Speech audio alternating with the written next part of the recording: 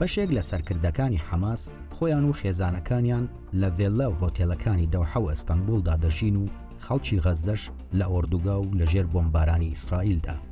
بەهۆی پشتیوانی بێقەید و شەرتی کەناڵی ئەلجەزیرەی قەتەریەوە بۆ حەماس، ڕایگشتی سەرنجی لەسەر ئەو جیاوازی و لێکدژیە نییە کە لە نێوان ژیانی خەڵکی غەزە و سەرکردەکانی حەماسدا هەیە. ئەم دیاردەیە ئەگەر لە ئیسرائیل یان لە سووریا یان لە میسر بووایە، ئێستا ئەبوو بە بابەتێکی سەرەکی ڕووماڵ و راپۆرتەکانی ئەلجەزیرە و ڕایگشتیشی پێوە خەریک ئەکرد. بەڵام مادام کەناڵی ئەلجەزیرە باسی ناکات و کەناڵی ئەلعەرەبیەش لەبەر سەختی برینداری فەلەستینیەکان زەقی ناکاتەوە، ئیتر ئەم حاڵەتە نامۆیە بووە بەژێرەوە. سەرکردایەتی حەماس لە ساڵی 2012ەوە دوای تێکچوونی دۆخی سووریا بەهۆی ڕاپەڕینی شارەکانی سووریا و دژی بەشار ئەسەد، ئەو وڵاتەیان بەرەو دەوحەی پایتەختی قەتەر بەجێهێشت دوای نزیکەی 4 ساڵ میوانداریکردنیان لە دیمەشق. قەتەر سەرباری میوانداری سەرکردایەتی ئەفەندیەکەی حەماس یەکێکە لە دۆستە استراتیژیەکانی ئەمریکا و گەورەترین بنکەی سەربازی ئەمریکاش لە جیهاندا بنکەی عەیدیدا لە قەتەر، کە بنکەیەکی ئاسمانیە و زیاتر لە 120 فڕۆکەی جەنگی و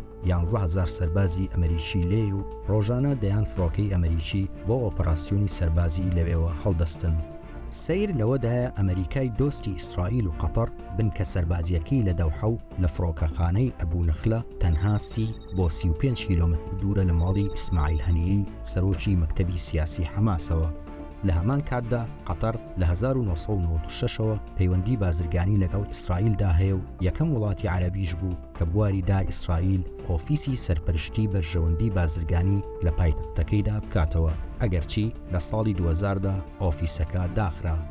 لە تازەترین بەڵگەشدا لەسەر پەیوەندی قەتەر و ئیسرائیل 2 هەفتە لەمەوبەر ئەمیری قەتەر شێخ تەمیم بن حەمەد و سەرۆکی ئیسرائیل ئیسحاق هێرتزۆگ لە پراوێزی لوتکەی گۆڕانی کەشوهەوا لە دووبەی بەبەر چاوی میدیاوە تەوقەیان کرد و کۆبوونەوە.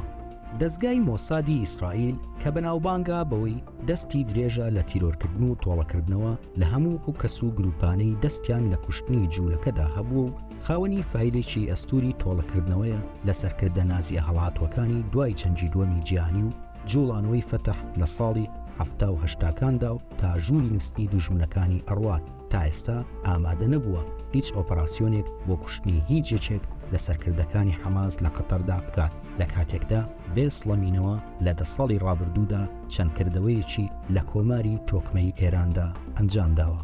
مانگی پێشوو ڕۆژنامەی لیفیگارۆی فەڕەنسی لە راپۆرتێکی شیکاریدا ئاشکرای کرد کە نەتەنیاهوی سەرۆکوەزیرانی ئیسرائیل بەڵێنی بە قەتەر داوە کە هیچ سەرکردەیەکی حەماس لە قەتەر تیرۆر نەکات.